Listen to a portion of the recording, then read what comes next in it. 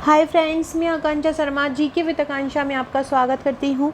Friends, आज हम मध्य प्रदेश के जनजातीय व्यक्तित्व के बारे में पढ़ने वाले हैं और ये एक प्री का एक बहुत इम्पॉर्टेंट टॉपिक है और ये एक ऐसा टॉपिक है कि जिसके बारे में आप लोगों को क्वेश्चन नहीं मिलते हैं और नए सिलेबस में ये अलग से जोड़ा गया है। तो चलिए स्टार्ट करते हैं। आगे बढ़ने से पहले चैनल को सब्सक्राइब जरूर कीजिएगा ताकि आने वाली सभी वीडियोस की इन्फॉर्मेशन आप तक पहुंचती रहे। एक वीडियो में हम इसका पूरे का पूरा जो भी इससे संबंधित क्वेश्चन होंगे सभी पूरा पढ़ लेंगे। सबसे पहले हम शंकर साहा के बारे में पढ़ना स्टार्ट कर रहे हैं। इसके अलावा फ्रेंड्स, आप डिस्क्रिप्शन बॉक्स से हमारे व्हाट्सअप और टेलीग्राम ग्रुप, फेसबुक ग्रुप और इंस्टाग्राम से जुड़ सकते हैं। इसकी लिंक डिस्क्रिप्शन में आपको दी गई है। और हम आप अगर मेंस के नोट्स, आपको एक महीने केवल मेंस पढ़ना है तो आप हमारे मेंस के नोट्स से पढ़ सकते हैं। 2019 के मेंस के पेपर में हमारे नोट्स में से 90 से 95% आया है। क्वेश्चन वही के वही आए हैं। भूगोल के प्रश्न का लगभग आप समझ सकते हैं 98% हमारे नोट्स में से आया। इसी तरह पॉलिटी, ज्योग्राफी, इकोनॉमी, ये सभी, एथिक्स का अगर देखा जाए तो एथिक्स पूरा हमारे नोट्स में से आया है। हिंदी के पूरे 3 मार्कर नोट्स में से आए हैं। तो आप नोट्स को परचेस कर सकते हैं और अपनी सफलता सुनिश्चित कर सकते हैं। तो आप ये ले सकते हैं। साथ में प्री का अगर आप नोट्स लेना चाहें तो प्री के नोट्स के साथ आपको 16 फाइल मिलेंगी।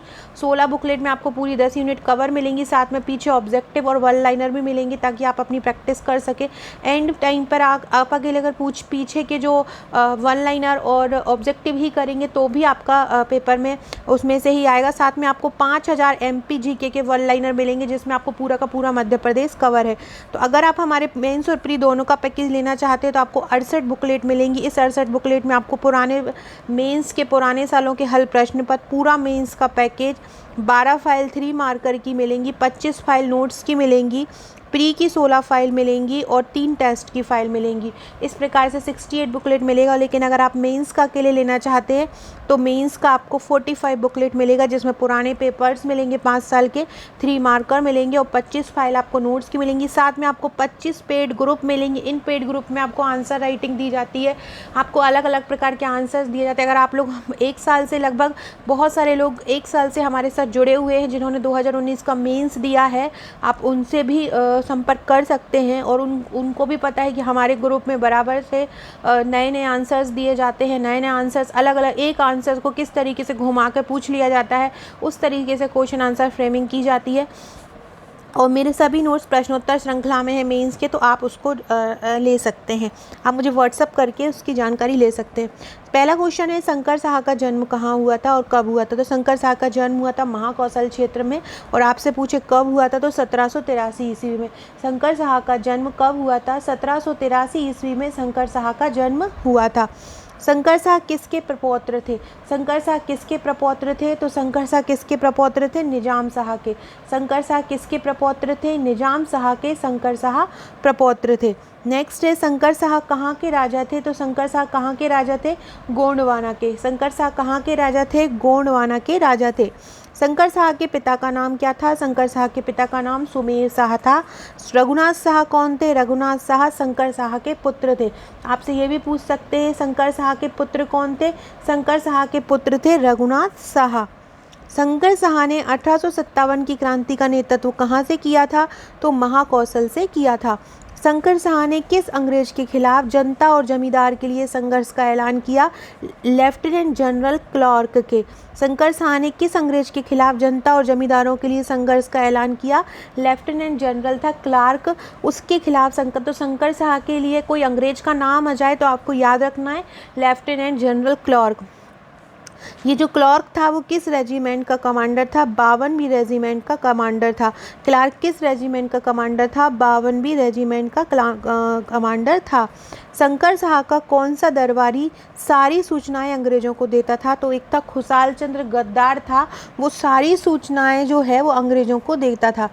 शंकर साहा को उनके पुत्र के साथ अंग्रेजों ने तोप से कब उड़ाया? 18 सितंबर 1857 को। शंकर शाह को उनके पुत्र रघुनाथ शाह के साथ अंग्रेजों ने एक तोप से बांध दिया था और तोप की तोप उड़ा दी थी। तो ये कब किया था? 18 सितंबर 1857 को। मध्य प्रदेश के पहले जनजातीय मुख्यमंत्री कौन थे? राजा नरेश चंद्र। मध्य प्रदेश के पहले जनजातीय मुख्यमंत्री कौन थे? राजा नरेश चंद्र थे। इनका जन्म कहाँ हुआ था? छत्तीसगढ़ के रायगढ़ में हुआ था। और राजा कब हुआ था? 21 नवंबर 1908 में। छत्तीसगढ़ के रायगढ़ में 21 नवंबर 1908 में हुआ था। कहाँ के शासक थे ये? रायगढ़ की सारंगढ़ रियासत के शासक थे सॉरी। राजा नरेश चंद्र कहाँ के शासक थे? रायगढ़ की सारंगढ़ रियासत थी, वहाँ के ये शासक थे। फ्रेंड्स, ये मेरा पूरा 68 बुकलेट का पैकेज आप देख सकते हैं। इसमें आपको प्री प्लस मेंस एक पूरा बॉक्स आपके पास एक घर में आपके जाएगा, जिसमें आपको ये सभी बुकलेट रहेंगी।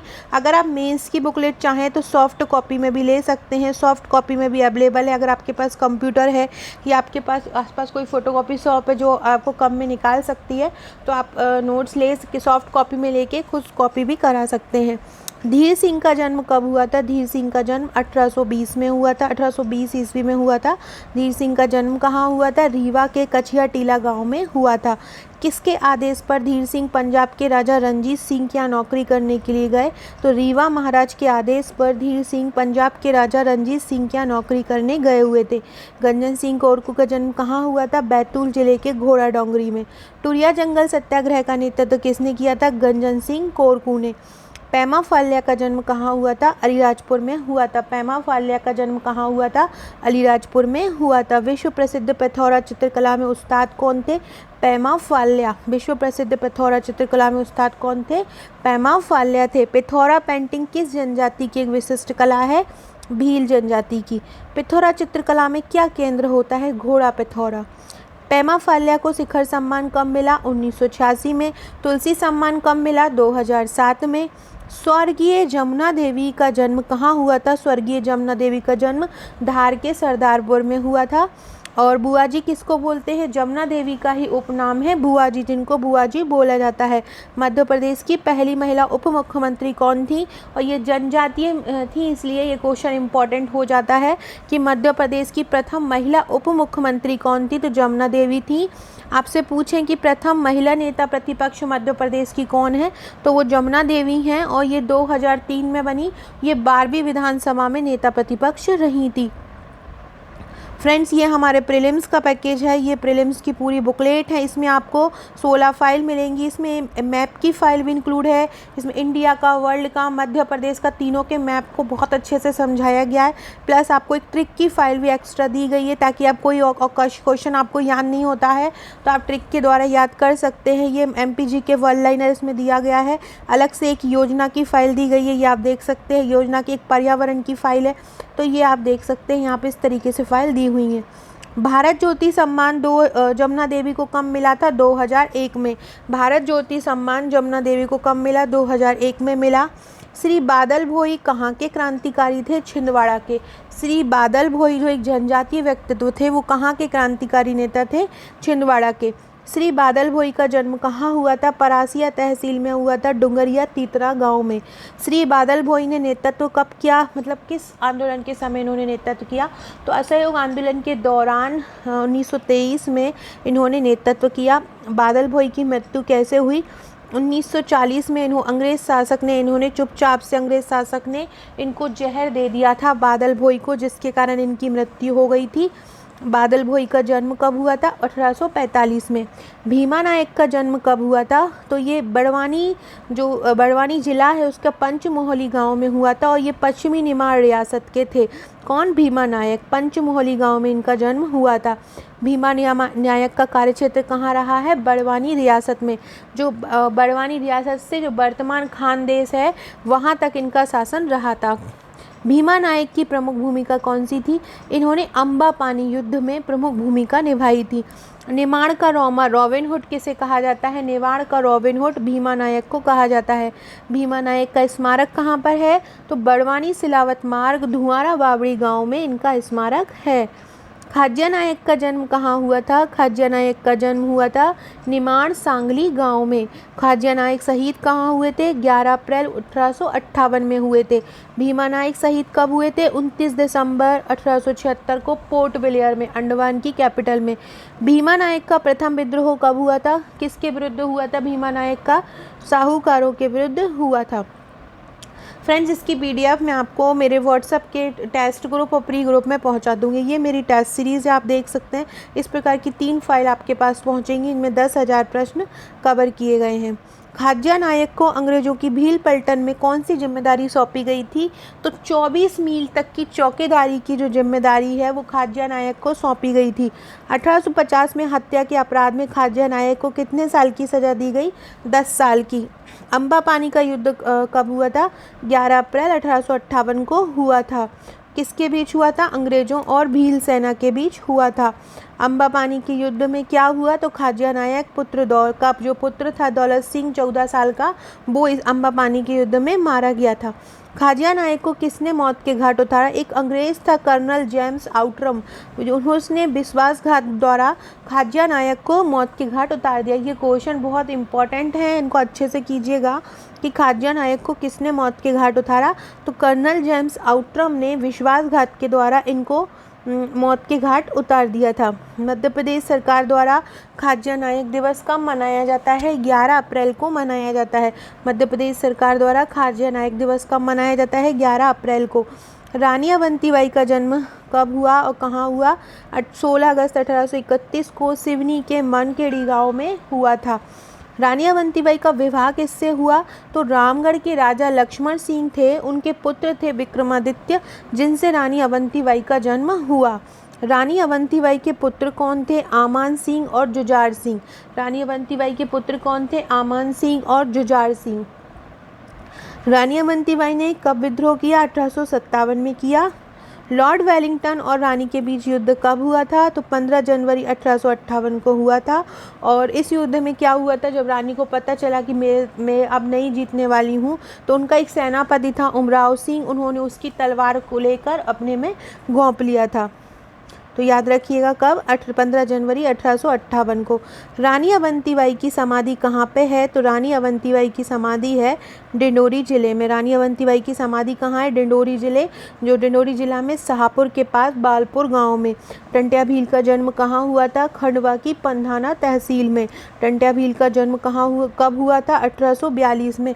1842 में खंडवा की पंधाना तहसील में हुआ था। टंट्या भील का वास्तविक नाम क्या था? तांतिया भील। निमाड़ का गौरव और टंट्या मामा कहा जाता है किसको? टंट्या भील को। आदिवासी नायक इंडियन रॉबिट किसको कहा जाता है? टंट्या भील को। टंट्या भील की मृत्यु कब हुई थी? 4 दिसंबर 1889 को। गौरिल्ला युद्ध से अंग्रेजों का मुकाबला किस जनजातीय व्यक्तित्व ने किया? टंट्या भील ने किया, और लगभग 15 वर्षों तक किया। कब तक किया? लगभग 15 वर्षों तक किया। टंट्या पुलिस ब्रिगेड किसने बनाई थी? तो टंट्या पुलिस ब्रिगेड क्या होता था, ये टंट्या भील जो हैं गोरिल्ला युद्ध कर रहे थे, तो ये अंग्रेजों के पकड़ में नहीं आते थे ना, तो इनको पकड़ने के लिए अंग्रेजों ने एक पुलिस ब्रिगेड बनाई थी जिसको बोलते थे टंट्या पुलिस ब्रिगेड। और इस पुलिस ब्रिगेड के मेजर था ईश्वरी प्रसाद, जो इनको पकड़ने के लिए बनाई थी। मध्य प्रदेश सरकार टंट्या भील सम्मान देती है और उसमें कितनी राशि प्रदान करती है? 1 लाख रुपए। कितनी? 1 लाख रुपए। बिरसा गोंड कौन है? बिरसा गोंड एक क्रांतिकारी आदिवासी नेता हैं किस सत्याग्रह आंदोलन के दौरान के कारण इन्हें जाना जाता है? घोड़ा डोंगरी। सीताराम कंवर का जन्म कहाँ हुआ था? बड़वानी में। सीताराम कौन थे? सीताराम कंवर कौन थे? तो जबलपुर में शंकर शाह और रघुनाथ शाह के गुप्तचर सेना के प्रमुख थे। कौन? सीताराम कंवर।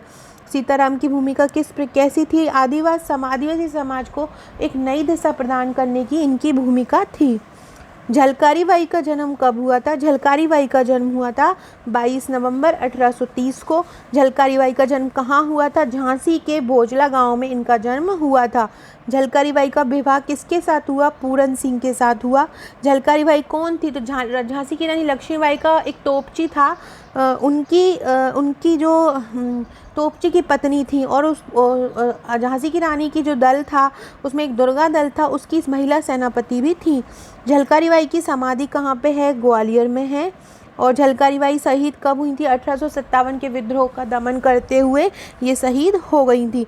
सो फ्रेंड्स, ये हमारे बहुत ही महत्वपूर्ण क्वेश्चन थे। आपको दिख रहा होगा मैं वीडियो में वही टॉपिक करवा रही हूँ जो आपको कहीं नहीं मिलते हैं और बहुत सरल तरीके से करवा रही हूँ। अगर आपको मेरा वीडियो अच्छा लगता है तो कमेंट कीजिएगा और एक शेयर कर दीजिएगा अपने व्हाट्सएप ग्रुप में और टेलीग्राम ग्रुप में, ताकि ज़्यादा से ज़्यादा लोग जुड़ें और मैं ज़्यादा से ज़्यादा वीडियो लेके आ पाऊँ। शाम में मैं एक मेंस का वीडियो आपके लिए लेके आऊँगी जिसमें मेंस के क्वेश्चन आंसर्स रहेंगे। सो फ्रेंड, वीडियो को लाइक शेयर ज़रूर कीजिएगा। डिस्क्रिप्शन बॉक्स में व्हाट्सएप, टेलीग्राम, फेसबुक, इंस्टाग्राम की लिंक दी है, उसको जुड़ जाइएगा। जल्दी मैं एक मेंस की टेस्ट सीरीज़ स्टार्ट करने वाली हूँ। मेंस की टेस्ट सीरीज़ में हम वीक में एक टेस्ट ज़रूर रखा करेंगे जिसमें आप लोग को सबको टेस्ट देना है जो भी टेस्ट सीरीज़ से जुड़ेंगे, ताकि मेंस के टेस्ट की तैयारी अच्छे से हो सके। Okay friends, thank you.